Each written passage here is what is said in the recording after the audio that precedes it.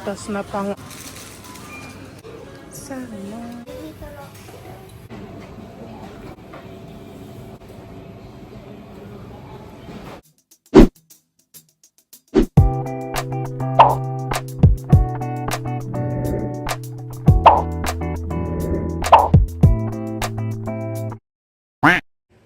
Hi guys, aalis uli kami ng aking bebe. Magpapadala siya nagluto siya ng ulam. As ipapadala niya daw sa kanyang asawa. Kasi kawawa naman dahil wala siya. Kawawa daw kasi walang kinakain. Pero marunong naman magluto yung kanyang asawa Pero gusto lang niya talaga na padalahan ng niluto niyang ulam. Ayun, gusto niyang pumunta daw sa mall pagkapadala nung yung kanyang, ang tawag dito, yung ipapadala niya sa kanyang asawa na ulam na niluto niya. Yun. Tapos, punta kami sa mall. Tapos, yun lang. Gusto niyang pumunta pero ako ayoko. Tinatamad talaga ako lumabas. Dahil hindi naman ako talaga palabas. Labas ng labas. Kasi nga malapit na yung birthday na daw ng asawa niya. Gusto niyang bilhan ng regalo. Kaya aalis kami today. Kahit tinatamad talaga ako. Ginagawa niya akong driver talaga tong batang to. Ayun. Linggo pa naman ngayon mga guys. Kaya maraming tao ba sa labas. Tinatamad talaga ako guys. Pero wala akong magagawa. Kailangan ko maging nanay mode at lola mode muna sa kanya. Ayun. Ayun guys. Papadala na niya. Yung bata na to, gustong gusto yung t-shirt na yan. Yan ang lagi niyang suot. Mga guys, nandito na kami. Bali, pinauna ko na muna si Bebe doon sa loob. Kasi naghanap ako ng parking. Sunday kasi ngayon, kaya yung isa yan sa ayaw kong lumabas pag Sunday. Ang dami kasing tao. Tapos, ang parking pa. Kaya nandito ako, nakapag-park ako dito sa medyo malayo-layo ba. Ayun. Tsaka umuulan-ulan pa. Masarap bang matulog pagka ganito yung panahon. Ayun. Nandoon na siya sa loob. Ayun. Bali, pasok na lang ako maya-maya. Wala naman ako sing gustong bilhin doon. Ayun. Kasi nga tayo ay kailangang magtipid-tipid dahil mahal ang gastos ba sa mga check-up ni Bebe. Ayun. Siyempre, hindi naman ako nagbabayad nun sa check-up. Siyempre sa asawa ko naman yun. Siyempre pagka ganitong lalabas kami, pagka may gusto siya, siyempre kailangan mong ibibili sa kanya, diba? Dahil marami siyang gustong kainin, mga craving niya. Kahit meron naman siyang pera, bumibili naman siya ng gusto niya. Pero siyempre, bilang nanay, gusto ko siyempre, bibilihan ko din siya ng gusto niya. Ayun. Yun lang. Daming kardaramahan sa buhay. O siya, sige na nga, papasok na ako dun sa loob.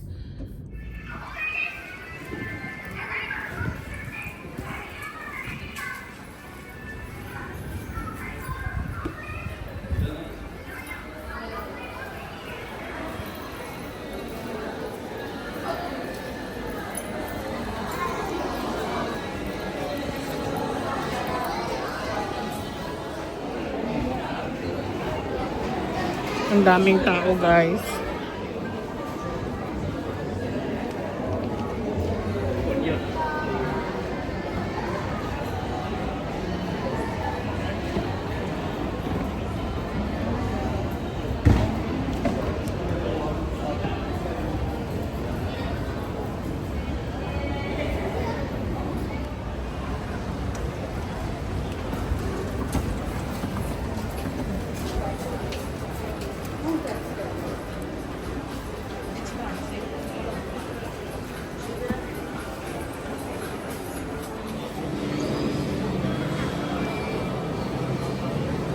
Mga guys, kakain muna kami dito sa food court. Yan.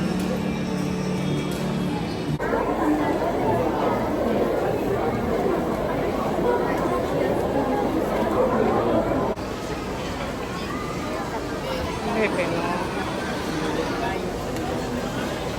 Aman.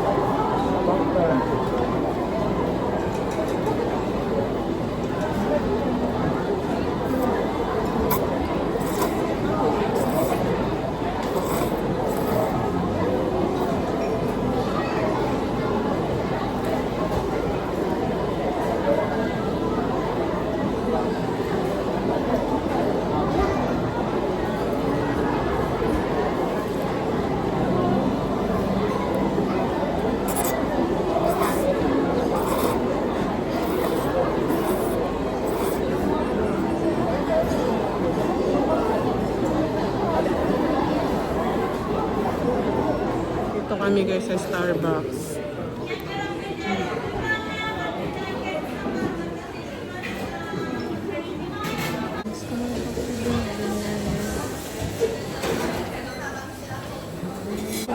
Nakakainom lang ako ng kape dito sa Starbucks kapag libre ni Bebe. Kung ako lang, hindi mo mapapabili nito.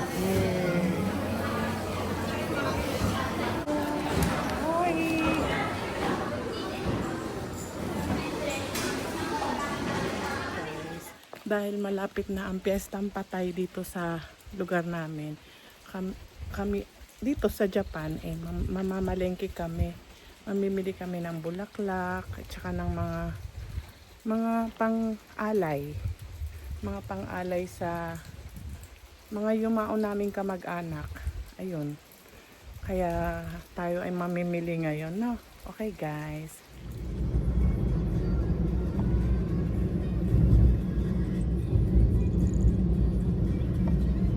Bili kaming bulaklak, guys. Ayan. Bulaklak.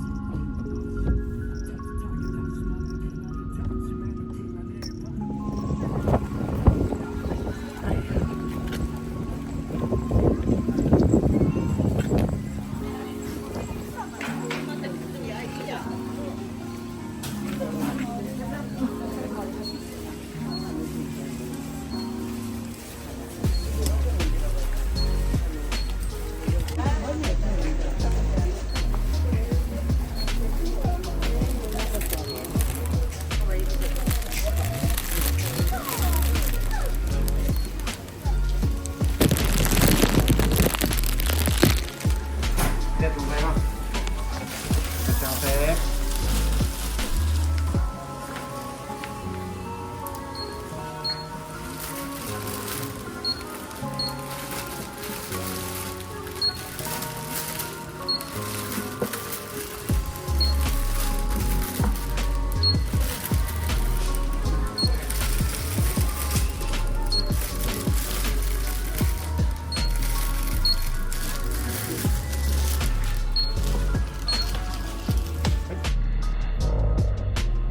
14点で4920円になります。はい。で1万円。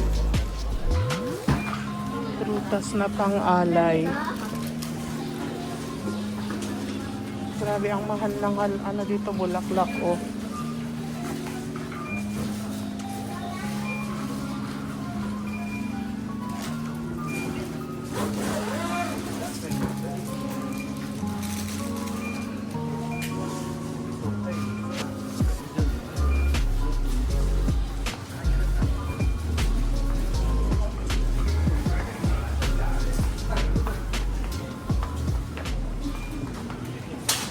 Grabe guys, ang lakas ng ulan.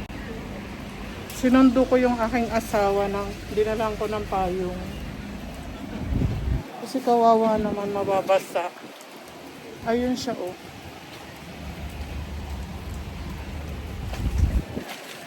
Ang lakas ng ulan guys, grabe. May bagyo eh. Kaso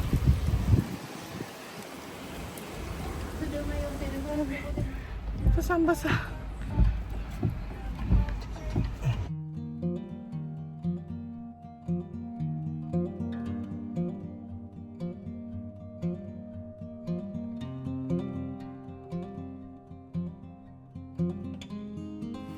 Wah, hame-hame.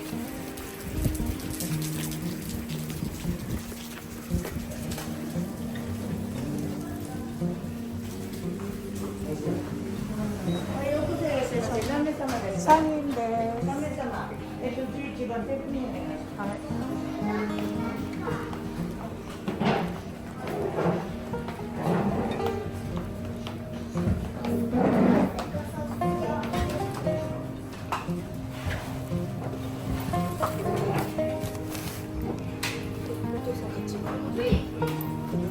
Otosan.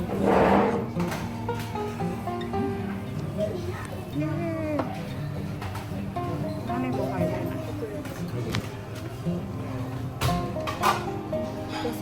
Ebi Mayo. Ebi Mayo wa yots.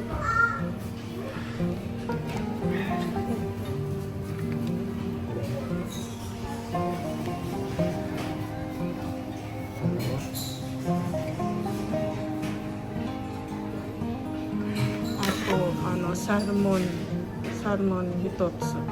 Futatsu.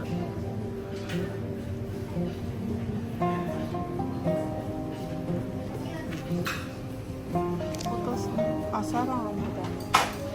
はい、失礼します。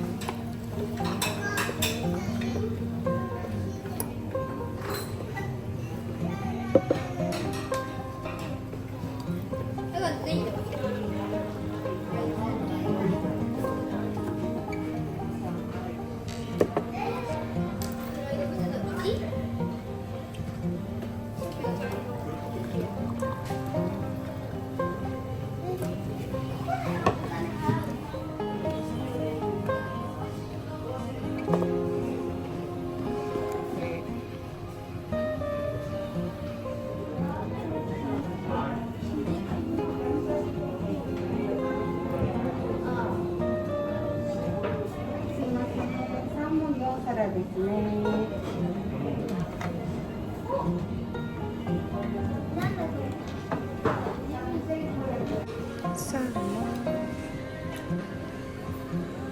エ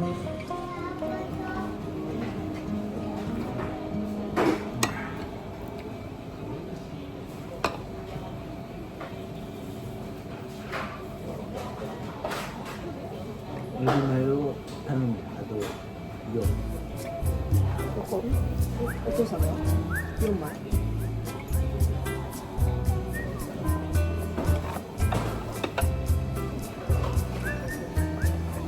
4って何？ 4皿？ 2皿？